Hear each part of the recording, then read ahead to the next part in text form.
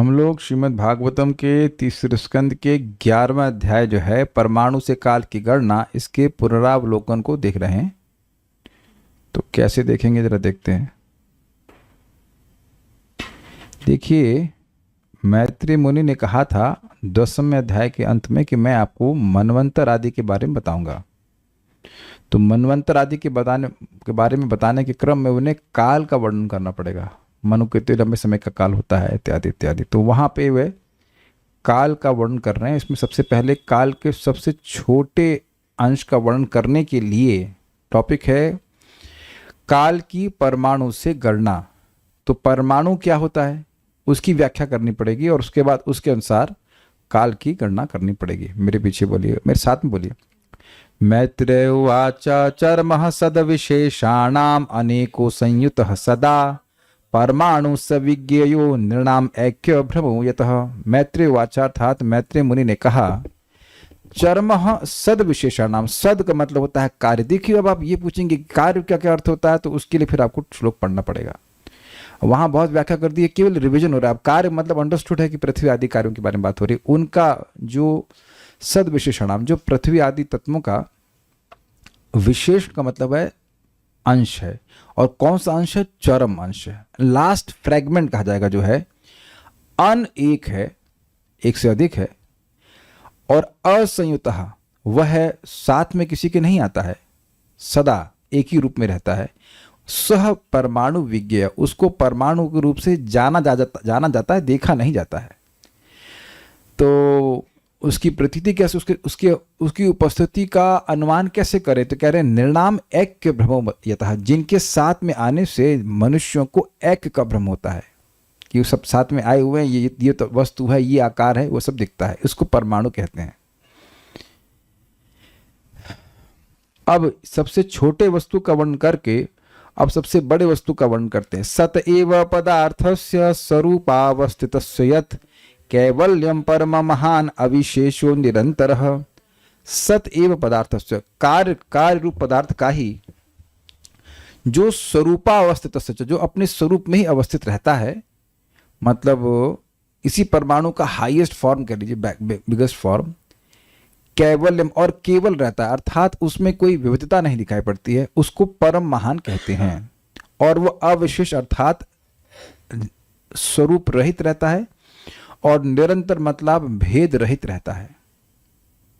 तो ये सब दो छोटे पदार्थ और बड़े पदार्थ का वर्णन हो गया। अब इस प्रकार से कहते हैं काल का भी सूक्ष्म और स्थूल अनुमान किया जाता है। जैसे यहाँ पदार्थ का स्थूल और सूक्ष्म और स्थूल पर धारणा करी गई, उसी प्रकार से काल की भी होती। एवं कालोप्य अनुमितः सूक्ष्म स्थौल्ये च सत्तमा संस्थान भुक्त्य भगवान अव्यक्तो व्यक्त विभुग विभु। एवं इसी प्रकार, जिस प्रकार पदार्थ का स्थूल और सूक्ष्मता का वर्णन हुआ, इसी प्रकार काल का भी अनुमान किया जाता है। किस रूप में?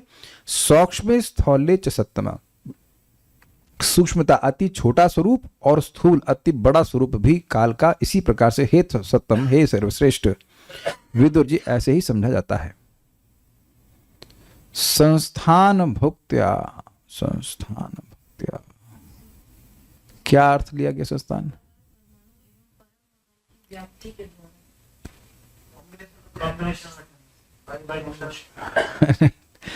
उसी प्रकार, हाँ ठीक है। देखिए, भुक्त्या का अर्थ होता है व्याप्त होना। तो संस्थान का मतलब हुआ परमाणु से लेकर के जो परम महान की स्थिति है, उसमें जो काल व्याप्त है, जो भगवान की शक्ति है, और यह अव्यक्त है, निर्विशेष स्वरूप है, व्यक्त भुग विभु, और जितनी भी वस्तुएं व्यक्त है उनको व्याप्त करने वाला है, ये समर्थ है, विभु अर्थात समर्थ है, ऐसा काल होता है। इस प्रकार से काल का अनुमान किया था। Point is very simple. जितना काल सब जगह व्याप्त है, छोटे परमाणु में भी व्याप्त है और परम महान में भी व्याप्त है, तो उसकी व्याप्ति के द्वारा काल का अनुमान किया जाता है, यद्यपि वह निर्विशेष है। इतनी सी बात कही जा रही है। हाँ, मुझे पता है कि कोई नया व्यक्ति ऐसे कुछ भी समझ में नहीं आ रहा होगा, तो आप कथा सुनने के लिए आए, समझने के लिए ना आए। आपने कहा हम कथा लाइव सुनना चाहते हैं, तो सुनिए लाइव। लेकिन समझने के लिए नहीं समझाया गया था, वो जब पहले पढ़ाया गया था। अभी तो समझाना में थोड़ा कठिनाई होगी, फिर भी थोड़ा थोड़ा बताऊंगा। तो वह अब परमाणु काल के बारे में बता रहे हैं। सकाल परमाणुर्वै यो भुंक्ते परमाणुताम सतो विशेष भुगयस्तु सकाल परमो महान।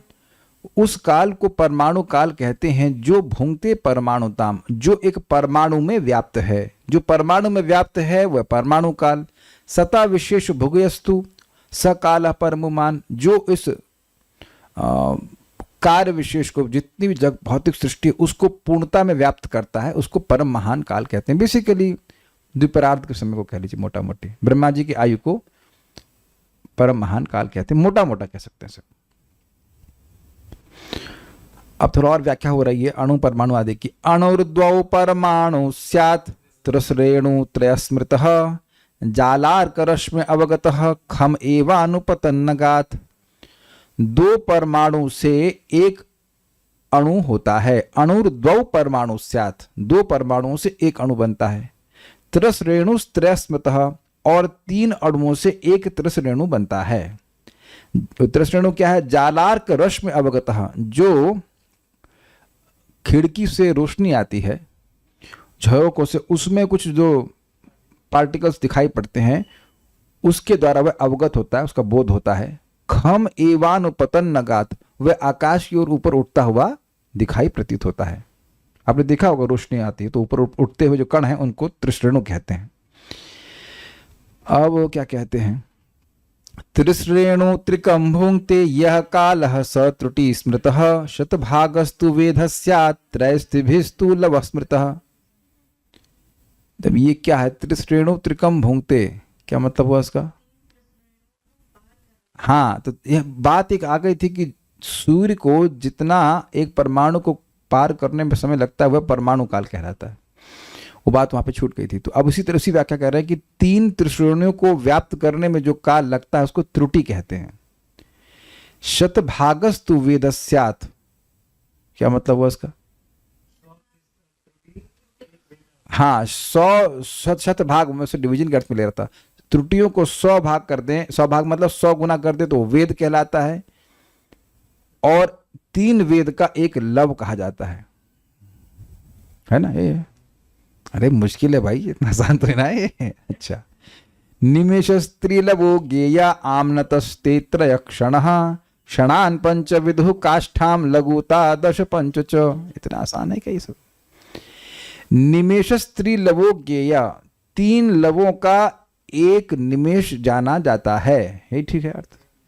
आमनतस्ते त्रक्षण, आमनतस का मतलब क्या हुआ? हाँ, आमनत, और तीन निमेशों का एक क्षण कहलाता है। निमेश बेसिकली होता है आग के पलक को झपकाने का समय, और क्षण का मतलब समझते हैं 1 सेकेंड। क्षणान पंच विदु काष्ठाम, 5 क्षणों को एक काष्ठा कहते हैं, ये ठीक है। लघुता दश पंचचा, और 10 पंच यानी 15, है ना? 15 काष्ठाओं को एक लघु कहते हैं, बड़ा छोटा है। ओके, आगे पढ़ते हैं। ये सब टाइम के ही उत्तरोत्तर वृद्धि होती जा रही है। लघु नैव समाम्नाता दश पंच च नाडिका ते 2 मुहूर्तः प्रहर षड्यामः सप्तवा नृणाम। लघु निवय समाम्नाता 10 पंच च नाडिका, 10 पंच मतलब 15 लघु को एक नाडिका कहा जाता है। समाम्ना तो मतलब कहा जाता है। ते 2 मुहूर्त प्रहरा, 2 नाडिकाओं का एक मुहूर्त होता है। सही बोल रहा हूं? दंड नाटिका एक ही बात है ना? नहीं सही, सॉरी नहीं, ठीक है। दंड या नाटिका के 2 नाटिकाओं का एक मुहूर्त होता है। हैं? सही बोल रहा हूं? मुहूर्त और प्रहर एक ही बात है? नहीं। और उसके बाद कह रहे हैं कि षड्यामा, एक प्रहर षड्याम का या मतलब 6 याम का या सप्त याम का होता है। याम मतलब नाडिका, 6 या 7 दंडों का एक प्रहर होता है। दंड मतलब नाटिका। अब जो भी होता हो आगे पढ़ लेते हैं। इसमें ये था कि दिन बड़ा होता है तो छोटा होता है, सबसे व्यवस्था होती है। हम बिल्कुल ये सब बातें बहुत टेक्निकल हैं। कुछ कमेंट आया, सब कुछ नया लग रहा है। ओ हाँ हाँ, साधु साधु पदे पदे। आपकी ये एडवांसमेंट है कृष्ण कॉन्शियसनेस का कि जो भी पढ़ते हैं सब नया लग रहा है, क्योंकि सब भूल जाते हैं। हमारे संग दिक्कत ये है। कोई बात नहीं बेटा, 1 सेकंड पता है, 2 सेकंड पता है, 4 सेकंड पता है, क्या दिक्कत है? You are eternal, don't worry. हम भी कठिनाई का अनुभव कर रहे हैं, तो पढ़ लेते हैं बस बस। द्वादशार्ध पलोन्मानम चतुरंगुलै स्वर्णमाशय कृत छिद्रम यावत पृष्ठ जलप्लुतम। अब यहां बता रहे हैं कि एक नाडिका को कैसे नापते हैं। ये ना, द्वादश आर्ध यानी कि 6, पलोन्मानम 6 पल, 6 पल का, कल 6 पल के बाहर का एक पात्र लिया जाए तांबे का, चतुर्भिष चतुरंगुलई, और स्वर्णमाशयी। स्वर्णमाशयी मतलब 4 मास का और 4 अंगुल लंबा। 4 मास मतलब 4 मास के तोल मतलब वजन का, और 4 अंगुल का लंबा एक स्वर्ण का आप वो लेंगे, सुई लेंगे, कृत छिद्रम, और उससे छेद करेंगे उस तांबे के पात्र में, यावत पृष्ठ जलप्लुतम, और उसमें जल भरने में जितना समय लगेगा उसको एक नाडिका कहते हैं। समझ गया ना? हाँ। कितने बुद्धिमान है आप लोग। ठीक है, वहां से फोटो वोटो दिखाई थी, अब देख लेना उसको वहां पे अगर जरूर समझे तो। यामश्चत्वारो मर्त्या नाम हनि उभे पक्षे 15 शुक्ल कृष्ण च मानदा। ये समझ में आएगा। 4 यामों के, मर्त्यों के, मनुष्यों के दिन और रात होते हैं। 8 प्रहर बोलते हैं ना, वो याम और प्रहर एक ही बात है ना। पक्ष 15 15 दिनों का एक पक्ष होता है, शुक्ल पक्ष और कृष्ण पक्ष। यहां पर लिखा है, ये तो स्पष्ट है। मानद मतलब हे सम्मानी विदुर जी, अब समझ में आ रहा होगा। ठीक है।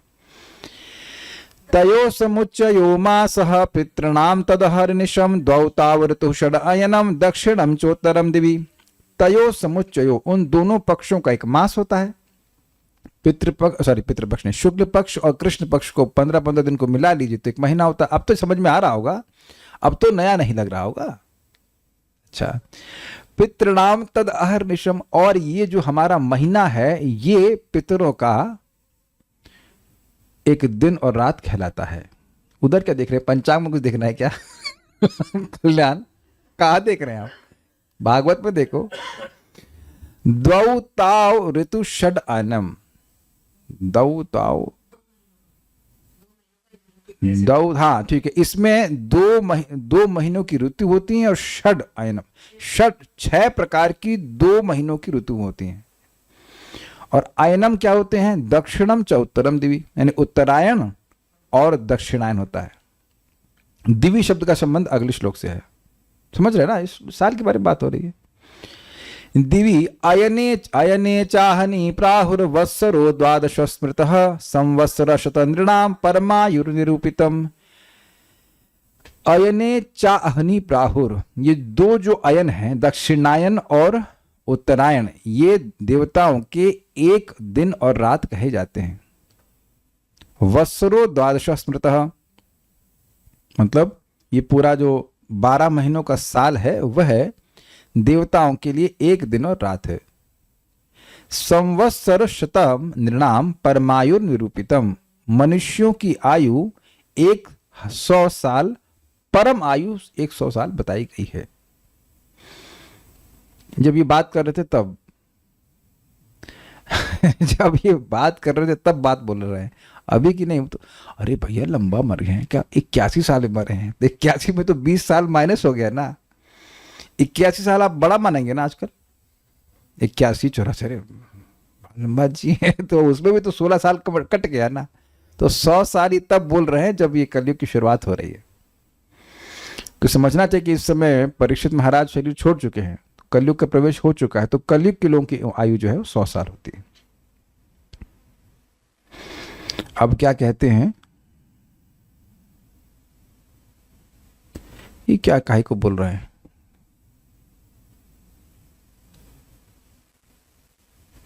भूल रहा हूं ये पहले। हाँ, ग्रहर्षतार चक्रस्थ परमाणुवादिना जगत संवत्सरावसाने न पर्येति अनिमिषो विभु। ये क्या बोल रहे हैं?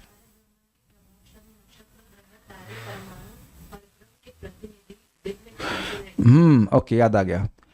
ग्रह, अर्क्ष, तारा, चक्रस्थ, जितने भी ये परमाणु से लेकर जितने भी ग्रह आदि हैं वह सब संवत्सर अवसाने ना, संवत्सर मतलब साल के समाप्त होने के द्वारा, पर ये अनिमेश, बेसिकली यहाँ पे कहना चाहते हैं कि वे सारे कुछ जो जितने भी हैं ये सब काल के नियंत्रण में कार्य कर रहे हैं, इतनी बात बोल रहे हैं बस।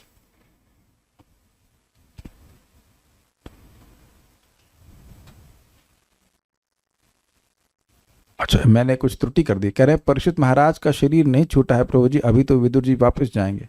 हाँ, सही कह रहे हैं, गलत बोल गया मैं। परीक्षित महाराज जी अभी शरीर नहीं छोड़े हैं, सही बात है, लेकिन कली का प्रवेश कुछ कुछ हो गया था, ये बात है। भगवान कृष्ण शरीर छोड़ चुके हैं, शरीर नहीं मतलब भगवान अपने धाम में वापस चले गए, कली का प्रवेश हो चुका था कुछ कुछ, बाद में उसको परीक्षित महाराज दबा दिए थे, बात सत्य है, लेकिन फिर भी कली का प्रारंभ हो गया था।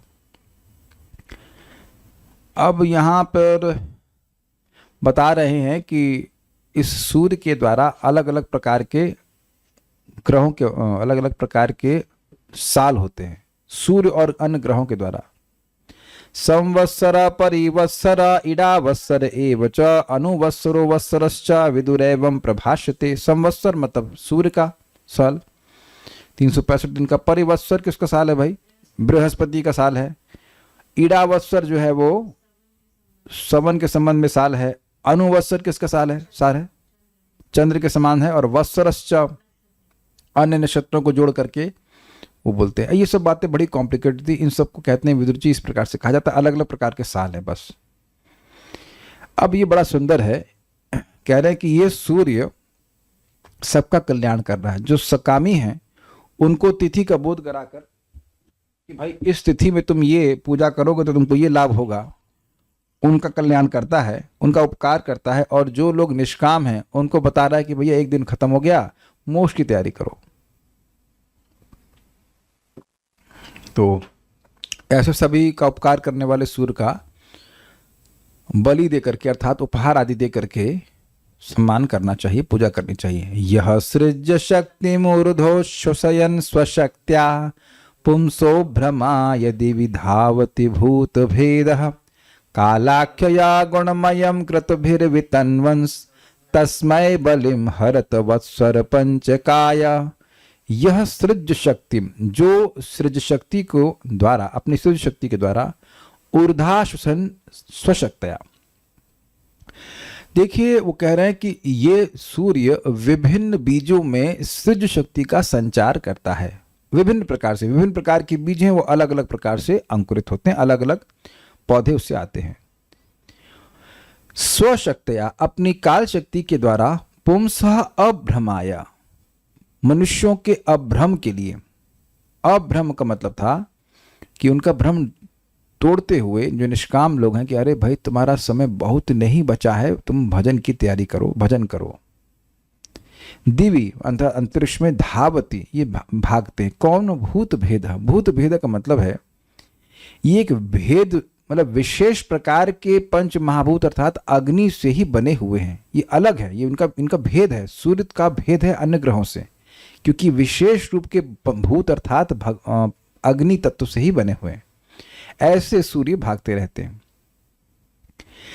स्वशक्तिया कालाख्या, काल नामक अपनी शक्ति के द्वारा गुणमयम क्रतुभिर वितन्वंस। गुणमय मतलब जो गुणमय भोग के स्थान है जैसे कि स्वर्ग आदि, उनको क्रतुभि यज्ञों के द्वारा वितन्वन अर्थात विस्तारित करते हैं, वितरण करते हैं। ये बात समझ में आना चाहिए कि भाई कोई विशेष काल होता है, उसका बोध होने से कोई व्यक्ति विशेष पूजा करता है, तो वह जो पूजा करता है उससे उस विशेष प्रकार का स्वर्ग आदि ग्रह प्राप्त होते हैं, तो इसका बोध सूर्य कराता है। जो लोग सकाम हैं उनको यह बोध कराता है कि भाई ये समय आ गया, अब ये पूजा करो और इसके द्वारा तुमको यह स्वर्ग की प्राप्ति होगी। तो इस प्रकार यज्ञों के द्वारा वह स्वर्ग का वितरण करता है। कौन सा यज्ञ कब करना है ये सूर्य की चाल से मालूम चलता है, इसलिए भागते रहते हैं, उसकी टाइमिंग से मालूम चलता है ना। तस्मय बलिम हरत वत्सर पंचकारा, जो 5 प्रकार के वत्सर हैं उनकी सृष्टि करने वाले इन सूर्य की, इसलिए आप लोग सभी लोगों को जो धार्मिक हैं उनको जल फूल आदि के द्वारा उसको अर्पण करने के द्वारा पूजा करनी चाहिए। अब आगे क्या कहते हैं देखिए। विदुर वाचा, अब इन्हें देखिए बात, विदुर क्या पूछेंगे क्या आप, यहां तक मनुष्यों की आयु का वर्णन हुआ 100 साल, पितरों की आयु का वर्णन हुआ 30 से मल्टीप्लाई कर लीजिए, 30 कितना होगा, नहीं 30 से क्यों मल्टीप्लाई करेंगे, एक दिन जो है वो 1 महीने के बराबर है हमारा। तो अब कैलकुलेट कर लेना कितना होता है, 360 साल, अरे नो कितना होगा, मैं भूल रहा हूँ, मैं कैलकुलेशन नहीं कर पा रहा हूँ। लेकिन पितरों का भी इसी प्रकार से 100 साल होता है, लेकिन उनका एक दिन हमारे 1 महीने के बराबर है। तो कैसे क्या होगा आप देख लीजिएगा वो जो भी है। और देवताओं का 1 साल हमारा 1 साल देवताओं के 24 घंटे के बराबर होता है। तो इस प्रकार से सभी लोग 100 साल जीते हैं, लेकिन आयु लंबी हो जाती है। लेकिन ये सब लोग ब्रह्मा जी के दिन में सृष्टि होती है और खत्म हो जाते हैं। तो अब वो कह रहे हैं कि जिन लोगों की ब्रह्मा जी के दिन में सृष्टि नहीं होती, मतलब नाश नहीं होता है, उनकी आयु के बारे में बताइए। आपने उन लोगों के बारे में बता दिया जो लोग ब्रह्मा जी के दिन के में जन्मते हैं मरते हैं। अब जो लोग उसमें नहीं जन्मते मरते हैं उनके बारे में बताइए। जो ब्रह्मा जी के दिन के परे जीते हैं उनके बारे में आप बताइए। विदुरवाच पितृदेव मनुष्याणाम आयु परमिदम स्मृतम परेशाम गतिमा चक्ष्व ये स्युः कल्पाद बहिर्विदु। विदुर जी ने कहा पितरों का, देवताओं का, मनुष्यों का आयु परम इदम स्मृतम, इस प्रकार से आयु समझी जाती है जैसे आपने बताया। परेशाम गतिमा चक्ष्व, और जो उनसे परे हैं उनकी गति को भी आप बताइए। येसु कल्पाद बहिर्विदा, जो लोग इस कल्प के बाहर हैं, विद्वान हैं, ज्ञानी हैं। क्या मतलब है कल्प के बाहर? कल्प का मतलब होता है ब्रह्मा जी का दिन। तो ब्रह्मा जी के दिन में स्वर्ग पर्यंत सृष्टि होती है। तो कल्पाद वही का मतलब जो त्रिलोकी के परे है, यानी महरलोक, जनलोक, तपलोक और ब्रह्मलोक, जो कि हर ब्रह्मा जी के दिन में उनकी सृष्टि नहीं होती है, वहां जो ज्ञानी पुरुष रहते हैं उनकी आयु के बारे में आप बताइए, जो कि ब्रह्मा जी के दिन के परे रहते हैं। ये बात बोल रहे हैं, ये प्रश्न है। अरे हम ये कैसे जाने? मान लीजिए कि अब मैत्रेय मुनि कह रहे हैं भैया जो ब्रह्मा जी के ज्यादा जीते हैं, ब्रह्मा जी के दिन से अधिक जीते हैं, उसके बारे में हम कैसे बता देंगे? उनसे जाके पूछो। हमारी उम्र क्या उनके बराबर है, हमें कैसे पता? तो कहते हैं भगवान वेद कालस्य गतिम भगवतो ननु विश्वम विचक्षते धीरा योगराधे न चक्षुषा। भगवान मतलब ये आप, ये भगवान शब्द भगवान श्री कृष्ण के लिए नहीं है, भगवान शब्द यहाँ मैत्रेय मुनि के लिए। आप भोग से युक्त हैं, वेद आप जानते हैं। क्या जानता हूं मैं? कालस्य गति, काल के स्वरूप को जानते हैं। भगवत, जो भगवान का शक्ति है, उस काल के स्वरूप को आप जानते हैं। ननु मतलब निश्चित से जानते हैं। क्यों ऐसा क्यों कह रहे हैं आप? निश्चितता से ऐसे कैसे कह सकते हैं? तो कहते हैं विश्वम विचक्षते धीरा, जो धीर पुरुष हैं, जो आत्मज्ञानी हैं, वो पूरे विश्व को देखते हैं, विशेष रूप से देखते हैं। कैसे देख लेते हैं? कह रहे हैं योग राधे न चक्षुषा, योग के प्रभाव से वह, योग के प्रभाव से जो उनको दिव्य चक्षु प्राप्त होता है उससे वह देख लेते हैं। तो आप तो महान हैं, आप तो महान योगी हैं, आत्म साक्षात्कारी पुरुष हैं, आप जानते हो, इसलिए आप ये नहीं कह सकते कि आपको नहीं पता। मैत्रेय वाचा कृतम त्रेता द्वापरम च कलिश्चेति चतुर्युगम दिव्य द्वादशभिर्वर्ष सावधानम निरूपितम। अब एक अजीब सा बात है, पूछ रहे हैं कि भाई जो ब्रह्मा जी की उम्र से, ब्रह्मा जी के दिन से अधिक जीते हैं, उनके बारे में बताइए। तो ये क्या है, चालू कर दी 4 युग के बारे में। तो ये बताना पड़ेगा कि ब्रह्मा जी का दिन कितना बड़ा होता है, इसलिए उसकी व्याख्या करने के लिए यहाँ पर युगों की व्याख्या हो रही। मैत्रेय वाचा, मैत्रेय मुनि ने कहा कृतम यानी सतयुग, त्रेता द्वापरम च कली, चेति चतुर्युगम। इस प्रकार से 4 युग होते हैं, सतयुग, त्रेता, द्वापर, कली। दिव्यर द्वादशभिर वर्षैर, यानी देवताओं के 12,000 वर्षों के बराबर यह सावधानम अर्थात अपनी युग संध्या और संध्यांशों के साथ इन 4 युगों को निरूपित किया गया है। अर्थात ब्रह्मा देवताओं के 12,000 वर्ष मिला करके सतयुग, त्रेता, द्वापर और कलयुग की अवधि के बराबर होते हैं। Is it okay? यानी कि सतयुग, त्रेता, द्वापर, कलयुग कितना कितना होता है मिलाकर के 43 लाख साल, और ये होता है देवताओं के 12,000 वर्ष। ये बात भूली गई, ठीक है। चत्वारि त्रीणि द्वे चैकम कृतादिषु यथा क्रमम संख्यातानि सहस्राणि द्विगुणानि शतानि च। ये तो घुमाने वाला श्लोक है। चत्वारि त्रीणि द्वय चैकम कृतादिषु यथा क्रमम, क्रम से। अब देखिए टोटल 12,000 गिनना है ना, 1200 तो नहीं था, 12,000 ही था ना, 12,000 था। 12,000 गिनना है, कह रहे हो गिनना बड़ा मुश्किल है। चत्वारि त्रीणि द्वे चैकम, 4 3 2 1, सही था। कृतादिषु यथाक्रमम, यानी सतयुग में 4,000, त्रेता में 3,000, द्वापर में 2,000 और कलयुग में 1। भाई गिन लो जरा, 4 3 7 और 2 9 और 1 10, 10,000 हो गया, ठीक है। संख्यातानि सहस्राणि, इस प्रकार से 1,000 वर्ष होते हैं देवताओं के। भाई देवताओं के 12,000 वर्ष है ना, तो उनको डिवाइड किया जा रहा है। 4,000 सतयुग, 3,000 त्रेता, 2,000 द्वापर और 1,000 कलयुग। अब उसके बाद संध्या संध्यांश कैसे गिर रहे हैं? द्विगुणानि शतानि च। इसका क्या मतलब है? 4 गुणा 2 कितना हुआ? 800। 4 गुणा 2 गुणा 100, द्विगुणानि शतानि च। 4 दिख रहा है आपको चत्वारी, उसको 2 से मल्टीप्लाई कीजिए, फिर 100 से मल्टीप्लाई कीजिए, कितना हो गया? 4 गुणा 2 8 गुणा 100 800 हो गया। 3 गुणा 2 6 और गुणा 100 600, 800 और 600 1400, है ना? गलत नहीं बोल रहे। द्वे इंटू 2 इंटू 2 4, 4 इंटू 100 400, कितना? 1800। और 1 गुणा 2 200, तो 2,000 हो गया। तो आपने 10,000 पहले गिना था, 2,000 ये गिना तो 12,000 हो गया। हाँ, पास हो गया भाई, मैं पास हो गया भाई। बड़ा मुश्किल श्लोक था ये तो, बहुत कठिन था। सब लोग हैं यहाँ पे, अरे सब भाग गए यहाँ पे बहुत मैथ्स पढ़ा ली, तो समझ आ गया आपको ना कैसे 12,000 हो रहा है? 12,000 तक पहुंच गया कि नहीं पहुंच गया? अरे बड़ा टफ था भाई, this is too much tough, ठीक है। 12,000 किसके? 12,000 देवताओं के। ये होते हैं 4 युग प्लस संध्या और संध्यांशों के साथ जो टाइम होता है वो 43 लाख साल का, उसके बराबर होते हैं।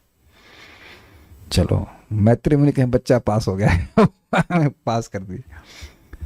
संध्या संध्यांशयोर अंतर यह काल शत संख्ययो तम एवाहुर्युगम तज्ञा यत्र धर्मो विधीयते। संध्या और संध्यांश के अंतर मतलब बीच में यह काल शत संख्यो, जो काल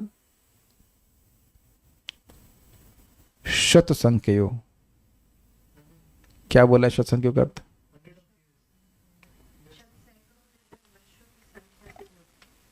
सैकड़ों दिव्य वर्ष संख्या से युक्त होता है, उसी को युग कहा जाता है। बेसिकली बात क्या है, ये जो देखिए जो युग है वो 1000 साल का है, तो ये संख्यो शब्द जो आ रहा है वो आ रहा है संध्या और संध्यांश के लिए, क्योंकि वह कुछ दिव्य 100 साल के होते हैं।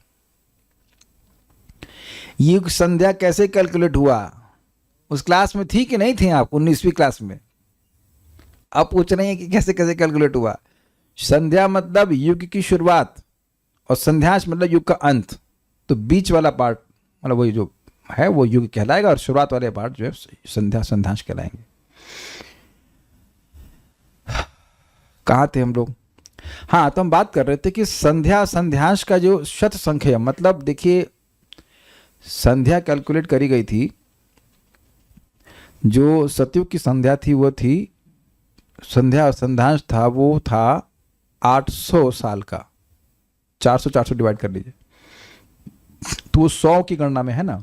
उनके बीच में जो काल है उसको युग कहा जाता है। युग हजारों की संख्या में है, हजारों दिव्य वर्षों की संख्या में है, 4000 का।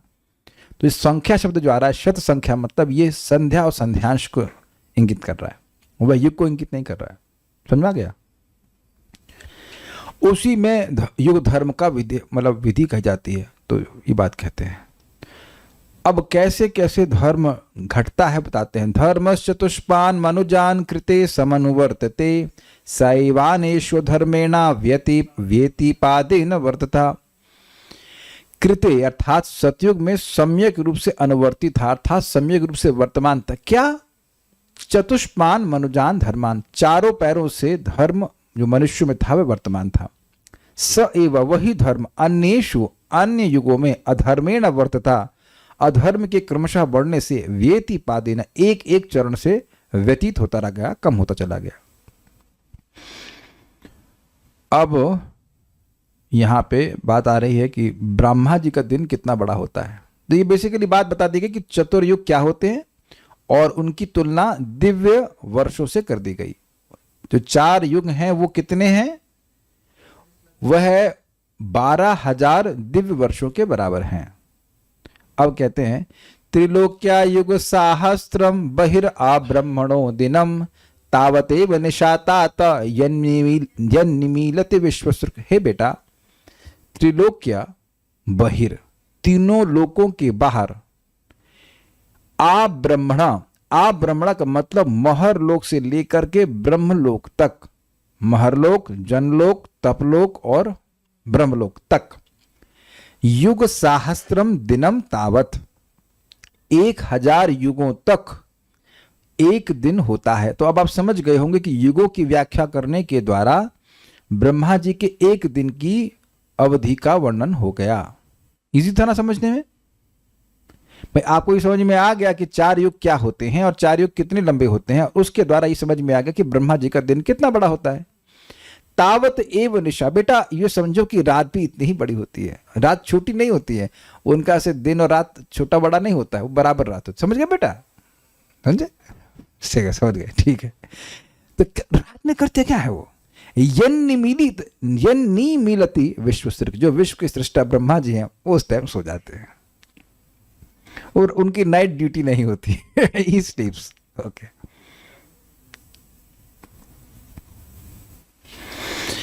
निशावसान आरब्धो लोक कल्पोनुवर्तते यावत् दिनम भगवतो मनुन भुंजश्चतुर्दश। निशावसान आरब्धो, जब निशा की समाप्ति होने लगती, प्रारंभ होने लगती है, लोक कल्प अनुवर्तते। ये क्या अर्थ है कल्प का?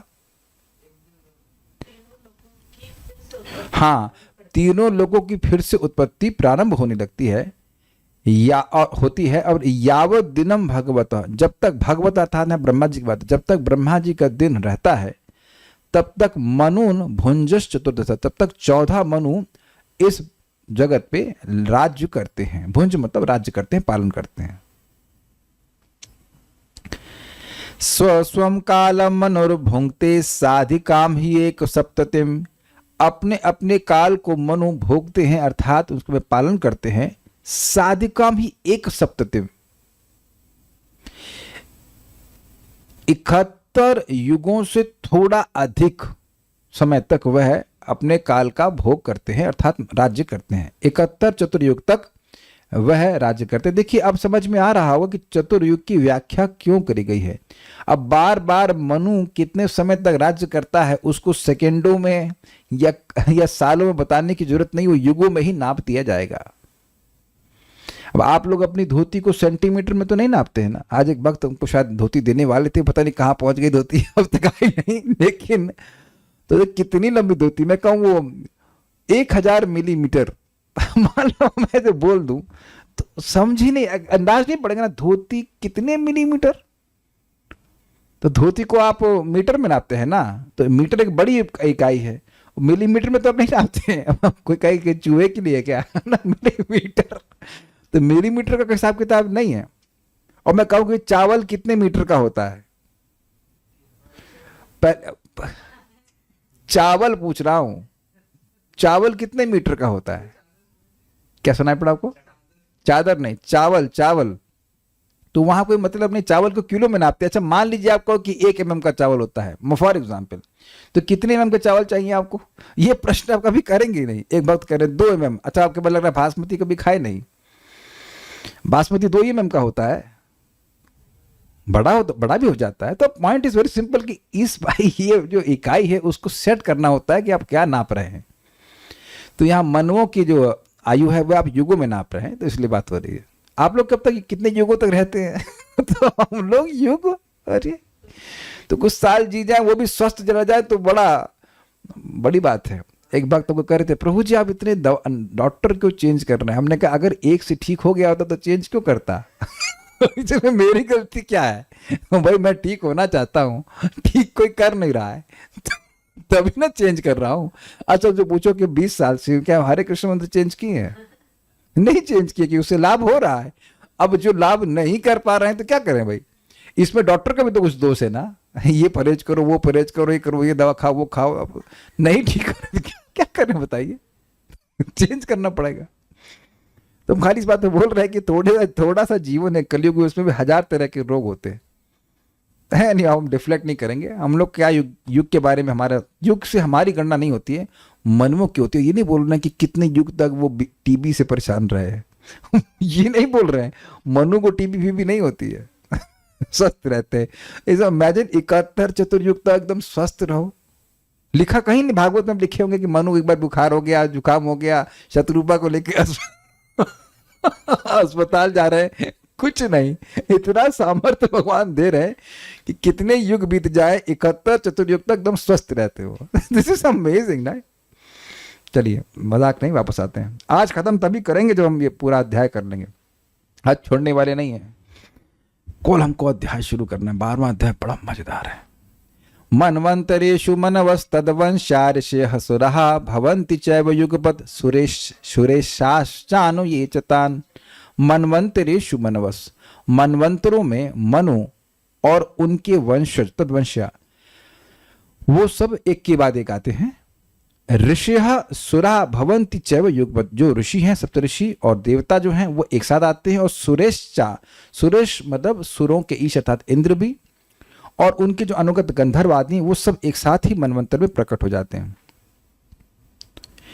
ऐसा दैनंदिनः सर्गो ब्रह्मास्त्रिलोक्यवर्तनः तिर्यंग नृपितृ देवानाम संभवो यत्र कर्म भी।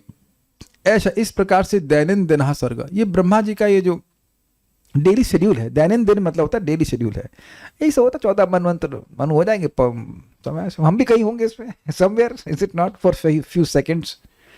त्रिलोक्य वर्तन, और ये तीनों लोकों तक होता है, अर्थात स्वर्ग पर्यंत रहता है, उसके ऊपर नहीं रहता। ये सारा जो साइकिल है ये केवल तीनों लोकों तक रहता है। ध्यान दीजिएगा कि चतुर्युग केवल पृथ्वी में रहते हैं।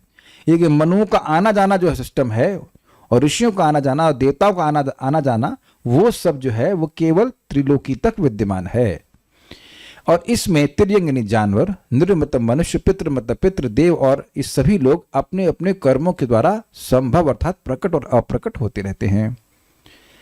मनवंतरेषु भगवान भिभ्रत सत्वम स्वमूर्ति भी मनवाद भीर इदम विश्वम अवति उदित पौरुष। मनवंतरेषु, मनवंतरों में भगवान श्री हरि भिभ्रत सत्वम स्वमूर्ति भी अपनी शुद्ध सत्व की मूर्ति को प्रकट करते हैं।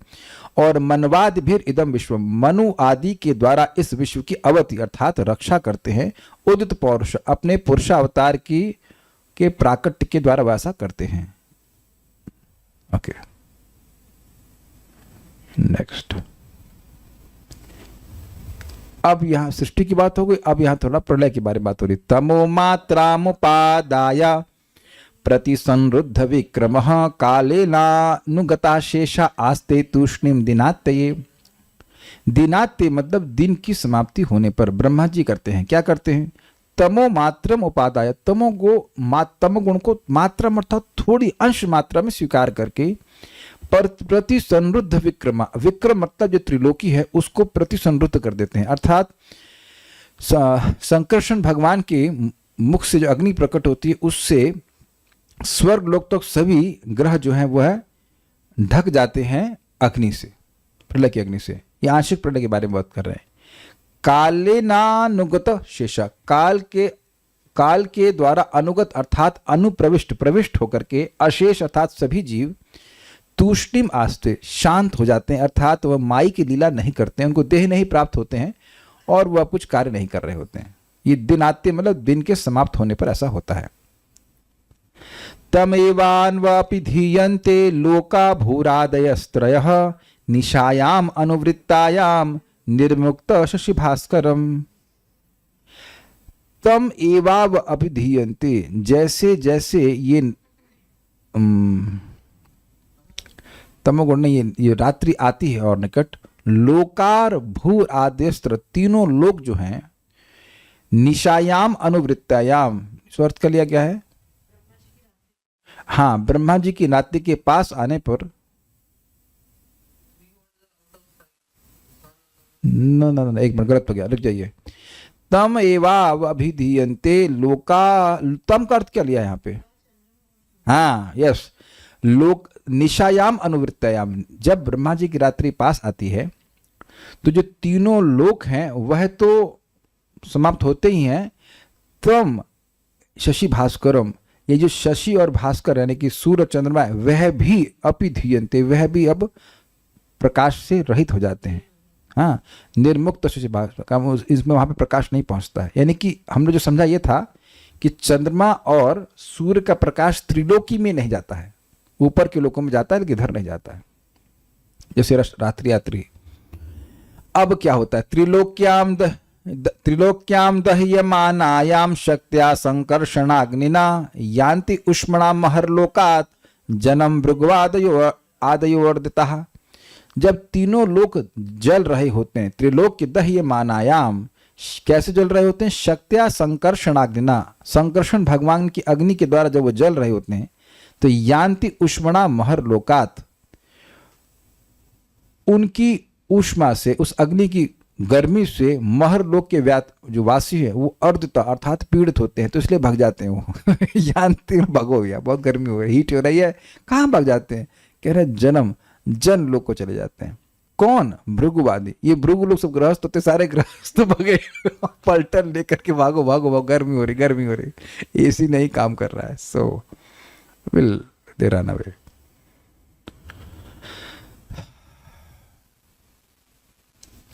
अब क्या हो रहा है, जो अग्नि बढ़ गई उसके बाद क्या होता है, कहते हैं तावत् त्रिभुवनम सद्यः कल्पान्तैधित सिंधवः प्लावयन्ति उत्कटाटोपा चंडवाते ऋतोर्मयः। तावत्, अब जब तक ये रात्रि समाप्त नहीं होती है, तब तक त्रिभुवन तीनों जो लोक हैं वह कल्पान्तैधित सिंधवा, कल्प के अंत में जो ईधित का मतलब क्या रखा गया है, जो सिंधु उमड़ गया है, जो प्रलय का सिंधु है बहुत बढ़ गया है, उसके द्वारा वह प्लावयंती, वह डूब जाते हैं। सद्य मतलब तुरंत डूब जाते हैं, मतलब यह कि पहले अग्नि 100 वर्षों तक जलती रहती है, फिर खूब बारिश होती है, फिर उससे समुद्र बढ़ जाता है और फिर उससे वह डूब जाते हैं। और उत्कटा टोप चंड वातो ऋतोर्मयः, ये क्या बोल गए, उत्कट मतलब भीषण, आटोप मतलब शुद्ध, चंड मतलब प्रचंड, और वात का मतलब होता है वायु, और ईरित उर्मया, उस समुद्र में बहुत ही प्रचंड वायु के द्वारा लहरें उठती रहती हैं, तो उसके द्वारा वो सब डूब जाते हैं। अब इसमें क्या होता है, ये जो महरलोक के निवासी उस टाइम वो क्या कर रहे होते हैं, अंतः तस्मिन् सलिल आस्ते नंतासनो हरिहि योग निद्रा निमीलाक्षा स्तूयमानो जनालय। अंतः स्वह मतलब सह हरि, वह भगवान हरि, तस्मिन् सलिले अंतः आस्ते, अनंतासनो आस्ते, उस प्रलयकालीन जल में अनंत आसन के ऊपर विद्यमान रहते हैं। कैसे रहते हैं, योग निद्रा निमीलाक्षा, योग निद्रा नामक शक्ति के द्वारा उनकी आंखें बंद रहती हैं। स्तूय मानो जनालय, और जनालय अर्थात जनलोक और महरलोक के लोग जो वहां भगे हैं उनके द्वारा वह स्तुति की जाते हैं। भगवान सो रहे होते, ये लोग जगह जगह स्तुति करते रहते हैं, ऐसा है। तो इससे स्पष्ट हो गया कि ये लोग ब्रह्मा जी की रात्रि के बियॉन्ड भी जीते हैं। एवं विधेरहो रात्रे कालगत्योपलक्षितः अपक्षितम इवास्यापि परमायुर्वयः शतम। तो कोई कहे कि भाई ये तो बड़ी लंबी आयु है, तो कहते नहीं, एवं विधे अहोरात्रे, इस प्रकार, एवं विध मतलब इस प्रकार दिन और रात्रि वाला जो काल की गति के द्वारा उपलक्षित तथा चिन्हित होता है, ऐसा बड़ी लंबी आयु वाले ब्रह्मा जी जीते हैं। परम आयुर वयः शतम, ऐसी उनकी 100 साल की आयु है जो इतने लंबे दिन और रात वाली है। वह भी अपक्षतम इवास्यापि, वह भी अपक्षतम इवा मतलब बीती हुई सी प्रतीत हो रही, मतलब बीता हुआ समय प्रतीत हो रहा। 50 साल तो ब्रह्मा जी के भी बीत गए। तो कहने का यहाँ पे अर्थ है कि मैत्री मुनि यहाँ पे वैराग्य हमारे हृदय में प्रकट करने के लिए बोल रहे हैं कि देखो ब्रह्मा जी भी भजन में लगे हुए हैं, और नहीं तो उनकी आयु भी बीती हुई सी है, तो अब तुम्हारा तो कहना ही क्या, ये बात कहते हैं। ठीक है। यद अधर्म आयुषस्तस्य परार्धम, यद अधम नहीं होता, यदर्धम आयुषस्तस्य परार्धम अभिधीयते, पूर्वः परार्धोपक्रांतो ही परोद्य प्रवर्तते। यद अर्धम आयुषस्तस्य, जो उनकी आयु का अर्ध है, यानी जो ब्रह्मा जी की, तस्य मतलब उनकी, उन ब्रह्मा जी की आयु का जो आधा भाग है उसको परार्धम अभिधीयते, उसको परार्ध कहा जाता है। पूर्व परार्ध अपक्रांतो, भाई आपने कहा कि बीती हुई से है, तो कितना बीत गई है, मान लो कोई पूछे तो इस लोग कहते हैं कि भाई उनका पूर्व परार्ध बीत गया है, अर्थात 50 साल उनके बीत गए हैं। ही अपरो अद्य प्रवर्तते, और जो अपर अर्थात जो नेक्स्ट 50 साल है, अगले साल है, वह अब शुरू हो गए हैं। अब थोड़ा सा डिफिकल्ट है। पूर्वस्यादौ परार्धस्य ब्राह्मो नाम महानभूत, कल्पो यत्रा भवद ब्रह्मा शब्द ब्रह्मेति यम विदु।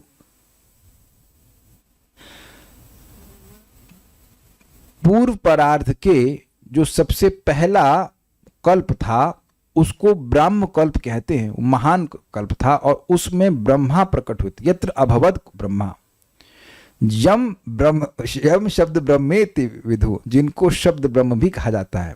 क्योंकि ब्रह्मा जी वेदमय हैं, इसलिए ब्रह्मा जी को शब्द ब्रह्म से भी कहा जाता है, शब्द से।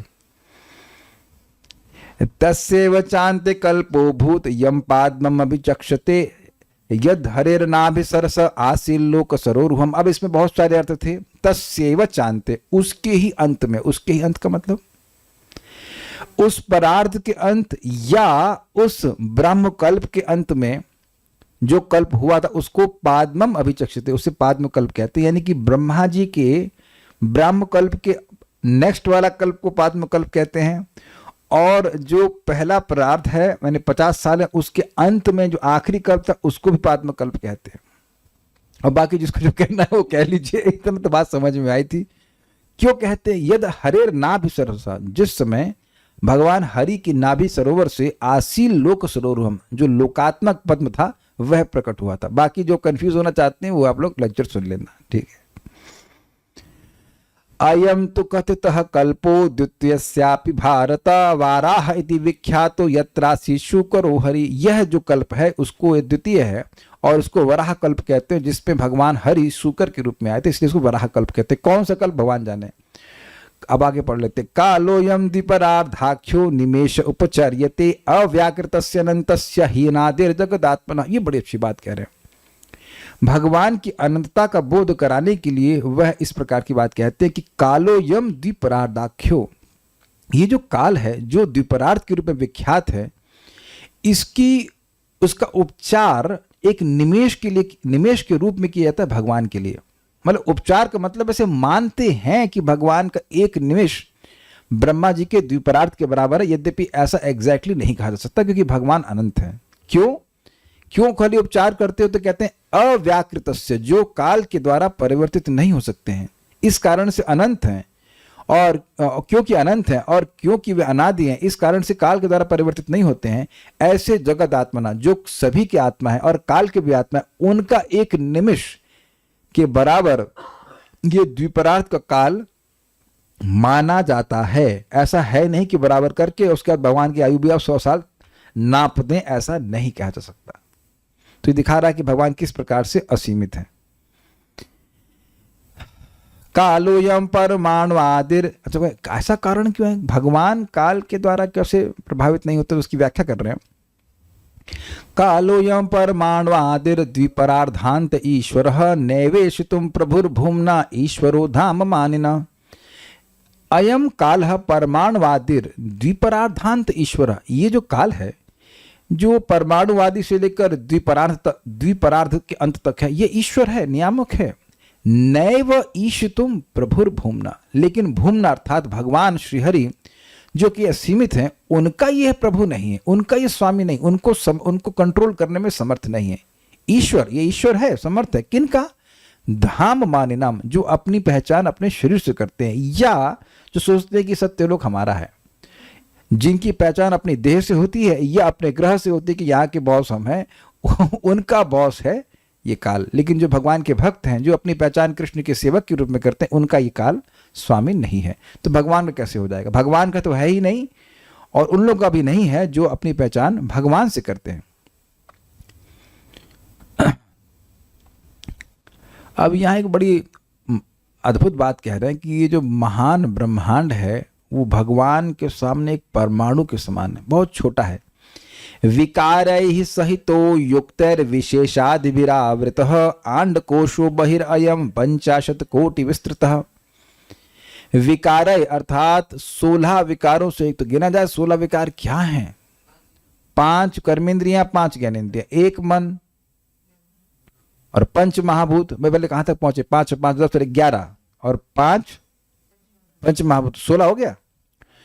और उसके बाद युक्त मतलब 8 प्रकृतियों से युक्त, अर्थात प्रकृति, महतत्व, अहंकार 3 और उसके बाद 5 तन्मात्राएं। इन 8 प्रकृतियों से युक्त सहित मतलब युक्त से युक्त होकर के, युक्त मतलब प्रकृति और इनसे इनके साथ विशेषादिभिर आवृत, अर्थात पृथ्वी, जल, अग्नि, वायु, आकाश और क्या था? महतत्व, आकाश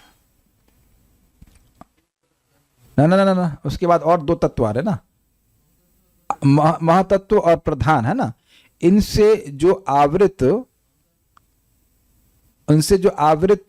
है वह 50 कोटि विस्तृत ब्रह्मांड, यानी कि 50 करोड़, है ना, ये अर्थ है।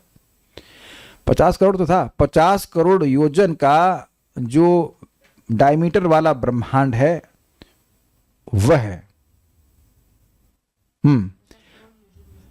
50 करोड़ योजन विस्तृत। ये जो अंडकोश ब्रह्मांड है वह है, आगे जोड़ेंगे, दशोत्तराधिकार यत्र प्रविष्ट परमाणुवत लक्षन्ते अंतर्गताश्चान्य कोटिशु अंडराशय। और जो उसकी लेयर है बाहर की वो 1 से अधिक बड़ी 10 गुना होती चली जाती है। दशोत्तराधिकार यत्र प्रविष्ट, और जो जिन भगवान में प्रविष्ट होकर के परमाणुवत लक्ष्यते, ये जो पूरा परमाणु है, सॉरी ये ब्रह्मांड है, ये अपनी पूरी लेयर्स के साथ जब भगवान में प्रवेश करता है तो एक परमाणु के समान ही दिखाई पड़ता है। च अन्य अंतर्गतश्चान्य कोटिशः अंडराशय, और अन्य भी जो करोड़ों करोड़ों ब्रह्मांड है वह भी एक परमाणु के समान ही नजर आते हैं। ठीक है, तो ये भगवान की महानता को सूचित कर रहा है। तदाहुरक्षरम ब्रह्मम सर्व कारण कारणम विष्णुर्धाम परम साक्षात पुरुषस्य महात्मना। उन भगवान को अक्षरम ब्रह्म कहा जाता है, सभी कारणों का कारण कहा जाता है। वही विष्णु है, वो उनका जो शरीर है या विग्रह है वो परम है, वो साक्षात पुरुषस्य महात्मना। उन्हीं निस्संदेह उन पुरुष का जो महात्मा है उनका ये शरीर विग्रह विष्णु के नाम से विख्यात है। सिंपल शब्दों में अर्थ यही है। अब इसको अध्याय रुकते हैं। हरे कृष्णा कृष्णा कृष्ण हरे हरे, हरे राम राम राम हरे हरे। भगवान काल ने बड़ी बड़ी सहायता करी। 1 मिनट पहले ही हमारा ये रिवीजन समाप्त हो गया, अतिक्रमण नहीं हुआ काल का बिल्कुल भी। और हम लोग कल से भगवान ने चाहा तो 12वें अध्याय को शुरू करेंगे। प्रश्न दिए हैं, प्रश्न कौन से काल में किए? तो सतयुग में किए थे। 10,000 के बाद कैसे पहुंचे, युग संध्या कैसे कैलकुलेट हुआ, नहीं बताएंगे, फिर से पढ़ लेना, वहां पे सुन लेना। चंद्र सूर्य देव क्या होता है, मुझे क्या करना, मैं तो ना देवता हूं, आई डोंट केयर।